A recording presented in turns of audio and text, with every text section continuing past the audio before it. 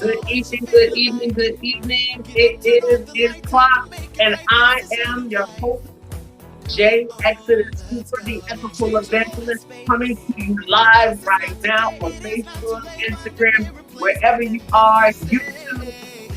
I got you. Keep living. Stay with me for a few minutes. We're going to have a good old time today.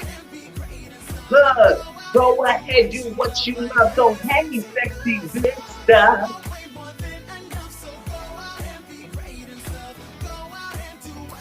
Do what you love right now.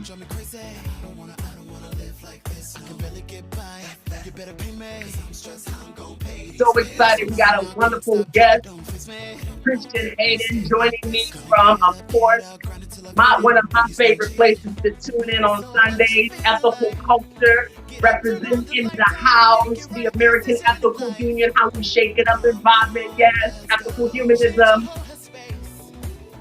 Your post is not too big, it is not too late.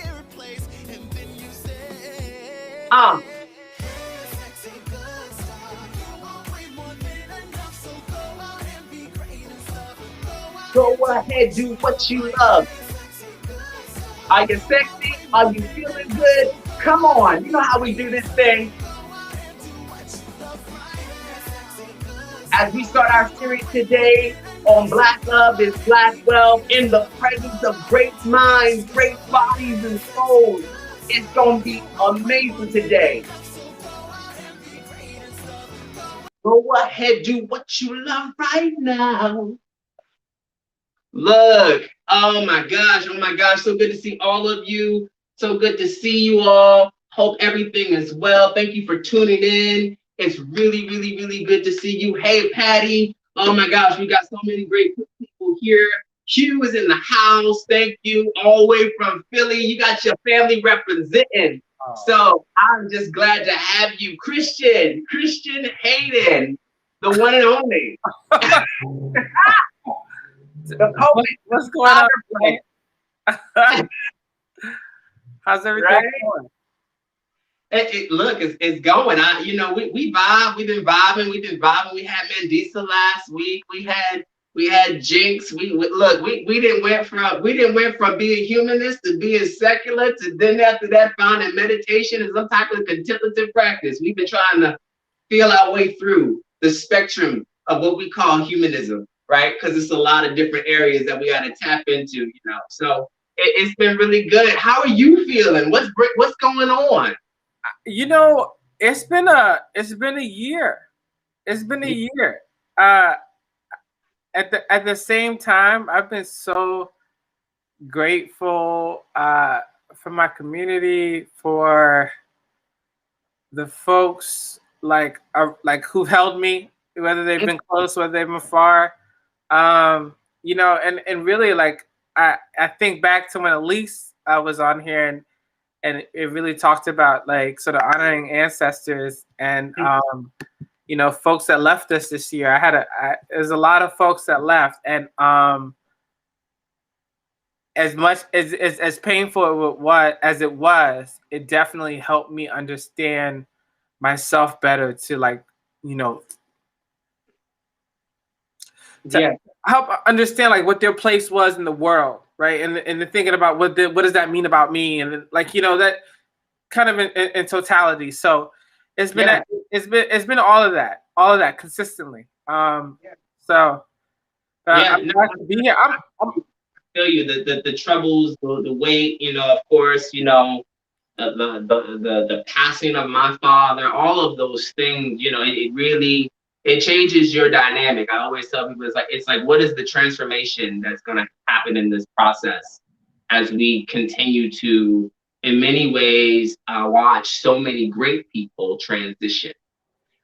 Kind of the belly of what this series has been about has been really targeting a lot of not only new voices, not only just not only voices we're aware of, but voices that are even that are not in our conventional spaces, right? I mean, I think our goal, my goal is in many ways like disrupt all of that we understand to be, the kind of holding ground of like, oh, this is what this should look like, because I think that if anybody who knows on the show, we about freedom, and I do this work because of freedom.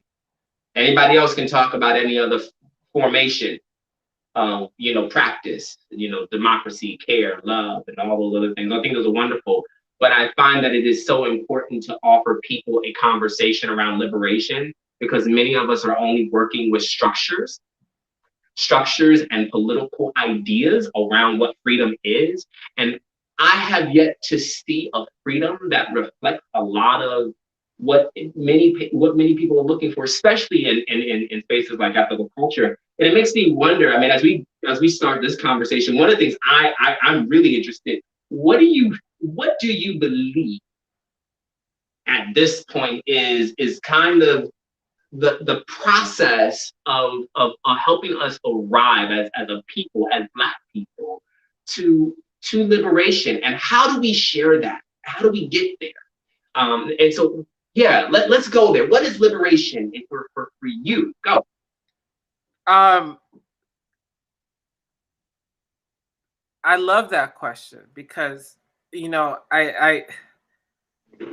I've been teaching. I put quotation marks in teaching. When I teach, it's really like leading conversations and trying to like engender folks' own reflection on a topic, right? So and kind of apply it.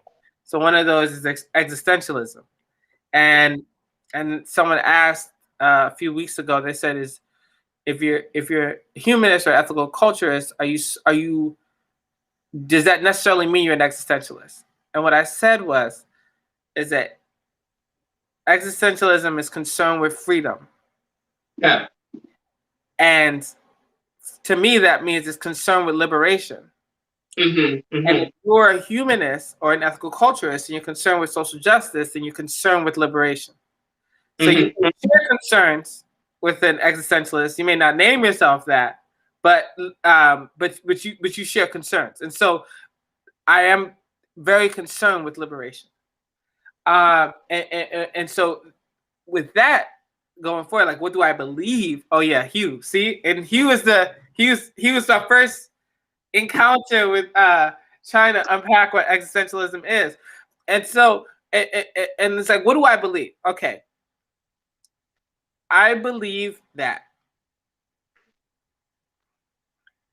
we have a mix of ancient knowledge that we have lost contact with. Oh, it's me and Mom's here. Oh, every time I took this picture of your mom, she has this face. It's just like utter surprise. It's like shock. Like, why is someone taking a picture of me right now? And I didn't share it because I didn't know if it'd be embarrassing. But one day I might send it to your mom just so you can have it. And we'll make that happen. And so thank you, Story. And it's like I feel like we've been disconnected from ancient knowledge what we have had about what we need, who we are, what that means. At the same time, we were folks of the diaspora on both sides, right? Mm-hmm. As a result of what has happened from slavery to colonialism, there's something of an opportunity there, right? Like a lot of folks have talked about the moment when folks are the passage of through the Atlantic, when something happens where it's not so much that folks are collapsed, it's that they have to create a new way of being immediately Mm. to come to terms with like, you know, this situation, and that creates, you know, opportunity. And so like Black folks in America, our Mm-hmm. whole being and the ways we've learned and what we've carried have are kinds of technologies. Woo! And right, and like and to survive, right? And so I think of is a dude named Paul C. Taylor, right? He talks about how on the boat, when they got off the boat, they noticed that folks had haircuts, they had put stars in their head, and they had used the broken shards of glass to Mm. to put in their head the star, like they would do if they were home. But they weren't home, Come right? on. They took Come on. something with them and used what they could to make, right, this new identity. So he's like, that's like the beginning of the creation of a people. But and so, which just kind of gets me to return, right? And is that like we can't continue to be divorced from, like, we can take what happened in the technologies, but I also think there has to be a return to an understanding and reconciliation with, reconnection with My. on the continent, right? And and so in terms of liberation, right? And I think how that factors into liberation Mm-hmm. is that I think we have all things to learn from one another. Mm. Oh, your mom is so sweet. Sorry. Right. Hey, Melly's fine. Well, look, welcome to this is how the live works. This is how the live works, man. Being on different sides of this experience, we have things to learn and share with each other. Mm-hmm. Now Mm-hmm. we have to create those spaces to do that, right? And as I think we have something to share about what it means to create new ways of being, Mm-hmm. remix ways of being, flipping ways of being, right? and I'm and trying not to have look. I'm trying to watch this show later tonight called The History of the Black Church. But you already taken me to church, and I might look. This is good. and, This is good. and this is why, in a way, I think I was always sort of attracted to ethical culture at the end of the day, because in my heart it feels ecumenical, right? That means I've been invited to bring in the totality of the human experience into that knowledge, into like how can we, you know, find freedom, how can we discover liberation, and so it's like, is that bringing in ways from, you know, this is a book called The Spirit of Intimacy by Sabunfu Somé. And is it going there, or is it going and bringing in stuff from Thich Nhat Hanh, from Buddhism? Is it going in and bringing stuff from Sufism? And so for me, that always felt like one of the draws of ethical culture was that since we were under non-theism, then we could engage with what people have done and did in a Yeah. whole, right? But I feel, you know, and like you kind of I hint to that, is that there has to be some intentional work done, because we got to battle other demons, right? And sort of like the skepticism is not enough, but a skepticism of the skepticism. Ooh. Ooh. Mm. Mm. Right? It's because right, because if you're too confident, it doesn't work. There has to be a kind of humility and sort of like, Mm. is this the right way, or where am I looking for, quote unquote, the right way? Who is informing that? If it's only people from X, Y, and Z group, how can I know that that's right if I'm not looking for certain voices? if I'm not creating the space where people can share in challenge and like that's part of that process of finding not the right, but a way, right? A ways or the different ways and learning from the different ways. And so, I mean, you talk about, there's a, the Lucille Clifton. I feel like you would know it by heart. Celebrate with me. Oh yeah, celebrate with me because oh dang, it's on one of my pieces. Right. I know you know it, and it's what I've said. There was an article in Atlantic talking about memorizing poems, right?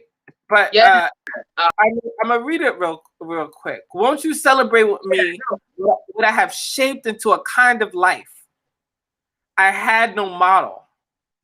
Born in Babylon, both non-white and woman, what did I see to be except myself? I made it up. Here on this bridge between starshine and clay, my one hand holding tight my other hand. Come celebrate with me that every day something has tried to kill me and has failed. Like that if that's not existentialism, what is existentialism? if that's not if that's not included in our humanist folklore, skepticism folklore, right?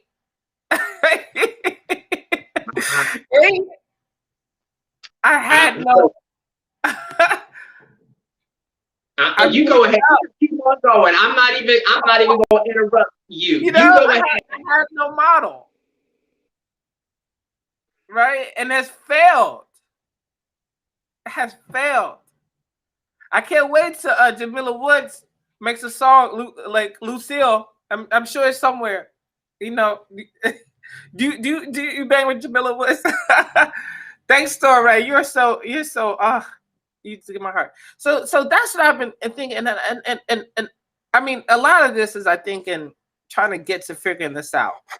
Now I talk about at least I talk about the folks who've shaped me, and I really think about Linda Richardson, Linda Richardson, and late husband Yaya, and because for the longest time as a Black male, as a man who identifies as a Black person who identifies as male and as a man, I was like, I don't have a model, and I feel like, but in a way like that, and I realized that wasn't true, right? As I always like felt like, and it's the thing is because it's like I have you too, like I have you, I had Linda, I had Yaya, and I remember when I met Yaya.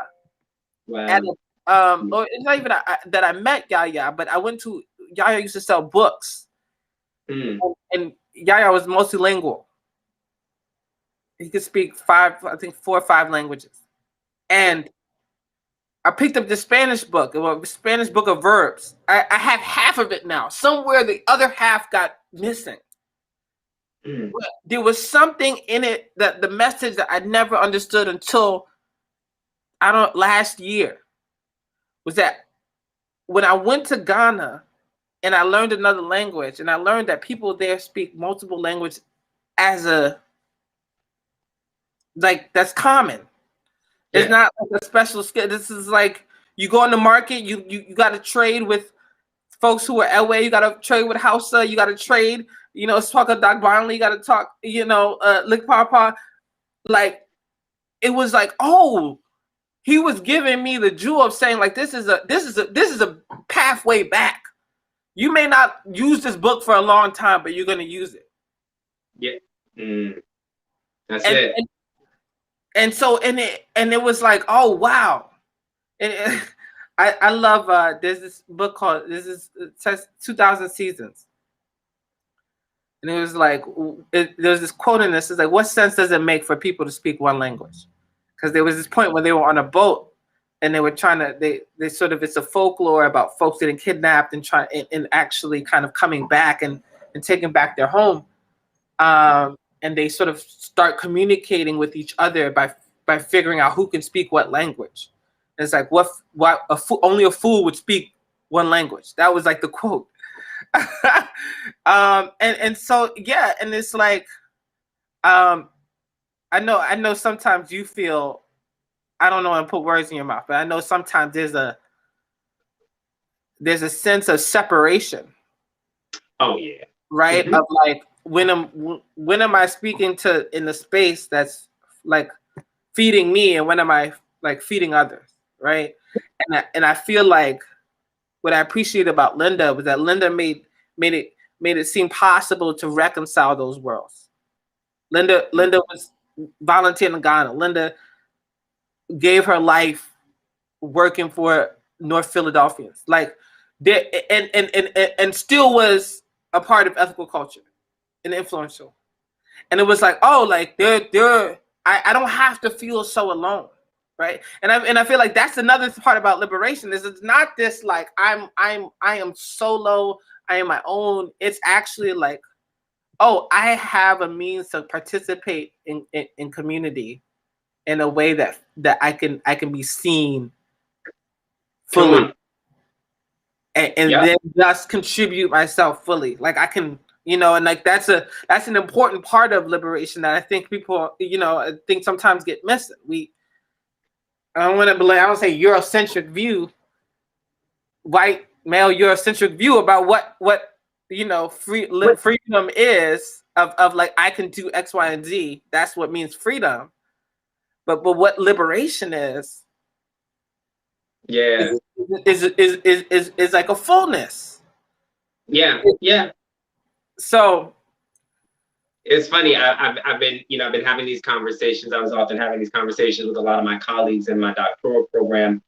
Some of them who are, from Eritrea and Ghana, and I was very fascinated at the synonyms used regarding aspects of freedom.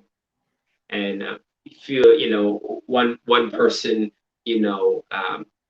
would use the word emancipated. Another person used the word, freedom, and the other person would use the word independence. And as we begin to think about, how people attach themselves to their agency, that is key. I mean, it's been so key for me to think about attaching, helping and aiding and contributing to people attaching their existence, all over again to that cycle of being like, I want to be liberated. I want to wake up to myself, right? And know in many ways that, I'm contributing fully to my most, not only inner being, but my collective being, how I affect the rest of the world on the outside.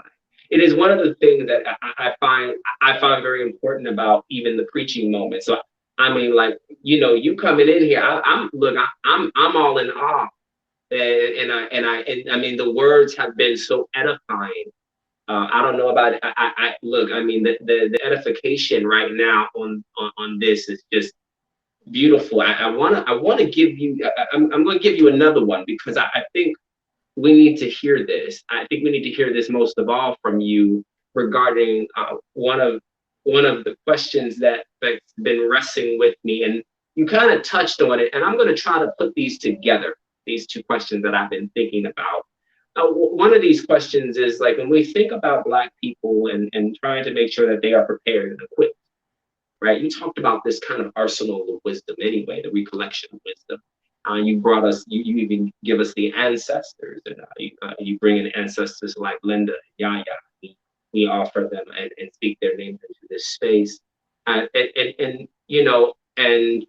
how do we emerge, if you will, how do we emerge into an anti-racist or anti-oppressive utopia, if there is one? And what are the key essential or core principles you think will add to Black aliveness or Black preservation? It's a big question. I mean, I think for us, right? Because I think there's work that people need to do in their respective particularity, their perspective, their situatedness. My friend if my friend Crescent is here, there's folks, so it's a little different, but I feel like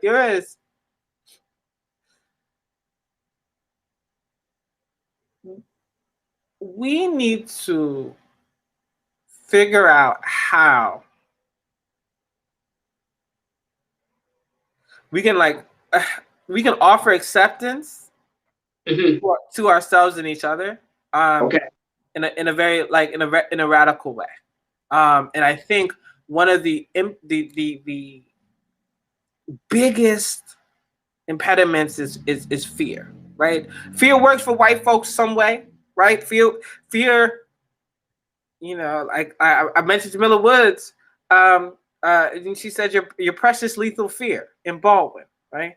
What do you do? How many lives does it affect, right? But we have our own relationship to fear.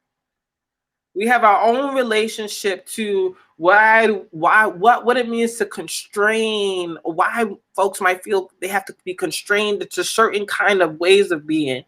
Come on. And I think about one of this is the most generous way that I can think about someone being homophobic, transphobic, right? Is that I don't want you to, sort of talk, imagine a Black parent speaking to a Black child. I don't want you to face another obstacle in this world. Come on. Right? And to understand that is, we like coming to a common collective understanding of why that's not even it's dangerous, right? But it's also it's limiting on our collective potential. Whew.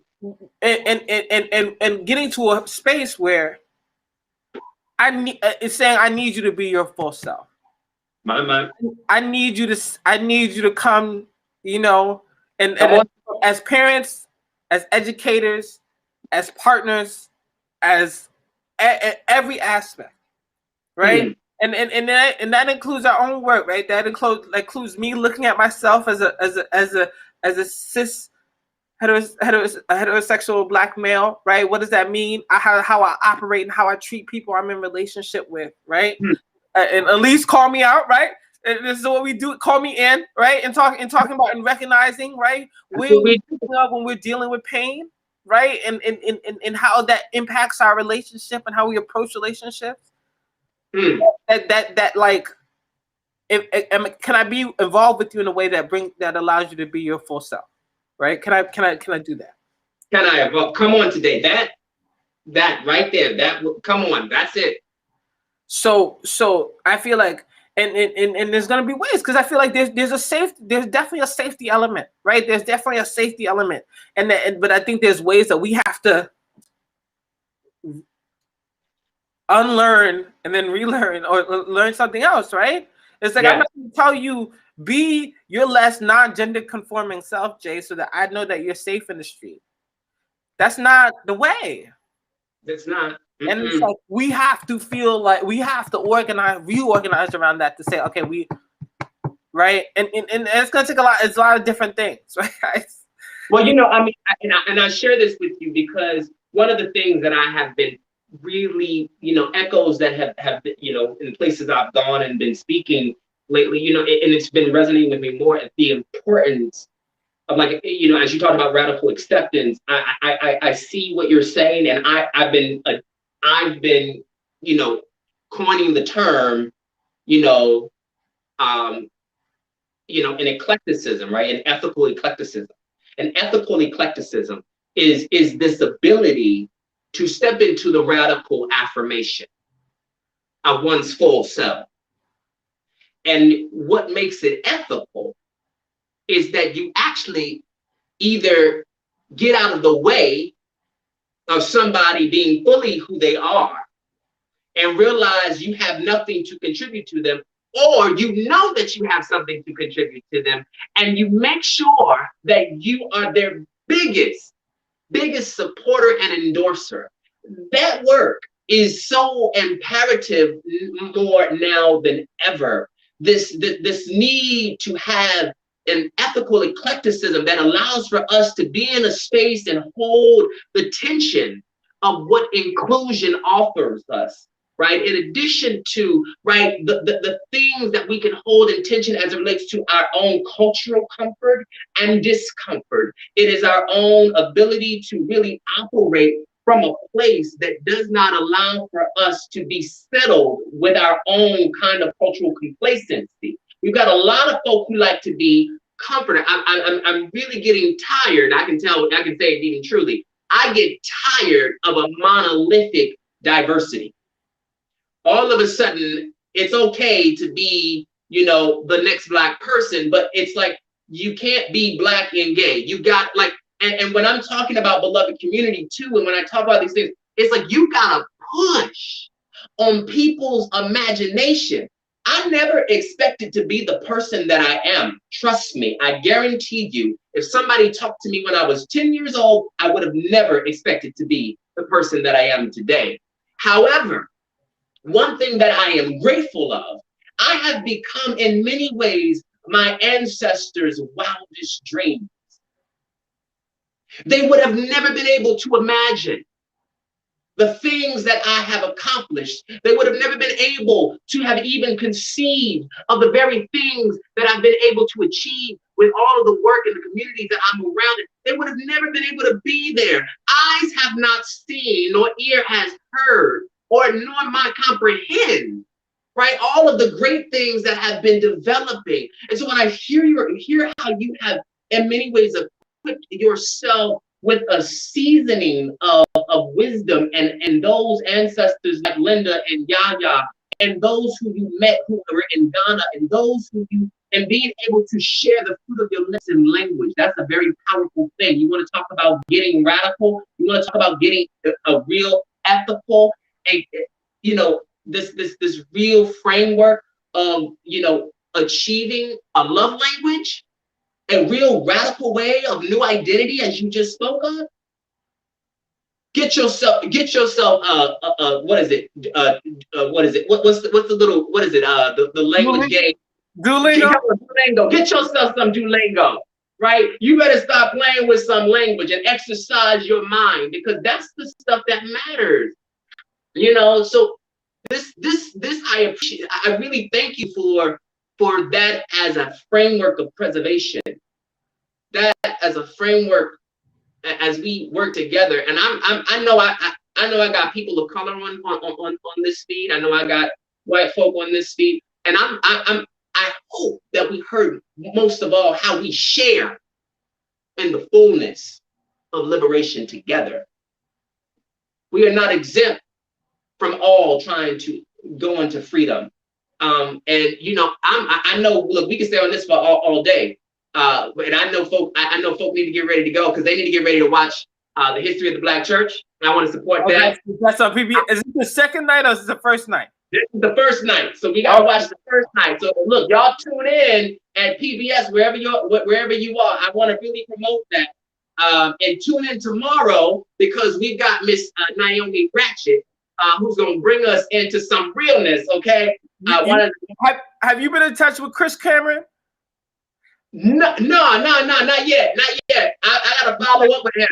Chris Cameron, that book, Black Free Thinkers, actually it was really enlightening. Like, there were people they expected to see in there, Baldwin, Frederick Douglass, but there were other folks that people didn't expect at all. Yeah, it's like names I didn't know. And I was an Africana Studies minor. It might not be official, but I was an Africana Studies minor, and I was like, oh, I need to be aware of these folks. So and I think it'll be a good sort of co-mingling. If you can. Go ahead. I have a friend Chris on Facebook. I don't know. He might. I don't know you. So, but Dab, I know Dab. So if you want to get in contact with him, I'll try to see if I don't know. I don't know Deb, but we can definitely do. We can definitely do. I mean, me and Christopher, we got each other's information. I'll follow up with him soon. Yeah. I couldn't get him on this segment, but I know. I mean, because too. I mean, heck, I booked it with Anthony Penn and the artists and everything. So yeah. Huh? I said I'm in the midst of so many black excellence. I don't use that term a lot, but it's when it's true, it's true. So I thank you for thinking of me and inviting me here. I really appreciate it. You're not just invited. This is home. Are you home? When you were with me, you were home, and I want you to feel at home. And please know that no matter where we are, when I anywhere I am, you are home. Justice, kick this music, and we're gonna continue because yes, you are home, you are affirmed, you are loved, you are radically accepted here in your role. Come on, we're working on new identity. Mama Hooper. Thank you, Jay. Look, y'all know what time it is. Y'all know. Go ahead, kick off your shoes, go out and dance, grab somebody, give them a little bit of love language, and rock the boat right now. Because we had an amazing time. Thank you for joining me with Christian Hayden. Look, if this is what an emerging ethical culture leader is, y'all to head out the way, because y'all out to get your asses really handed to you in a very nice, wonderful, intellectual way, honey. That was a blessing beyond measure. Y'all better get ready. Y'all thought I was trouble. Look, I know when greatness is around me. I don't play games. I don't sleep on nobody. You came here seeking truth to power. You better know. I don't play no games here. You're awesome. Nah, thank you so much. This was great. I had a good time. Go ahead, do what you love right now. Hey, Rebecca, I owe your email. I didn't forget. Look. Still working. Oh, yeah, no, we still working. Look, yeah. You know, this is our dance session. We got to dance it out, you know. Look, I'm going to dance the flower, you know. I got to show. I feel like I got to. Listen. Look, I'm imagine. I'm like, April, things gonna look a little clearer. We can start talking about what are we gonna do when April is the month. April is the month that I'm gonna be doing some more damage. You got to get ready for next week though, because next week is Humanitas Day, February 23rd. If you're missing it, don't miss it. Look, y'all know I claim the holiday. It's gonna take place. We're gonna do that fulfillment of our full humanity. Celebrating exactly who we are with Anthony Penn. That's the 2-year anniversary. It is. Here we go. I'll be there. Let me make sure. Let me put that in my calendar. Anniversary. Do what you love right now, and may goodness and sexy follow you all the days of your life. Good night, everybody.